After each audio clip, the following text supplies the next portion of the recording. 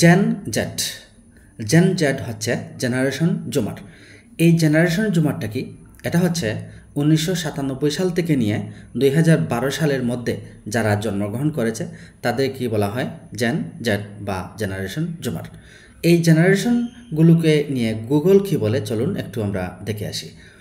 Google বলছে 1928 সাল থেকে নিয়ে 1945 সাল পর্যন্ত এই সময়কে বলা হয় সাইলেন্ট জেনারেশন। 1946 সাল থেকে নিয়ে 1964 সাল এই সময়টাকে বলা হয় বুমার্স জেনারেশন। 1965 সাল থেকে নিয়ে 1980 সাল পর্যন্ত সেটাকে বলা হয় জেনারেশন এক্স জেন এক্স। 1981 সাল থেকে নিয়ে 1996 এই সময়কে বলা হয় জেন ওয়াই বা জেনারেশন ওয়াই। আর 1997 সাল থেকে নিয়ে 2012 এই সময়কালের যারা জন্মগ্রহণ করেছে তাদেরকে বলা হয় জেন জেড বা জেনারেশন জুমার।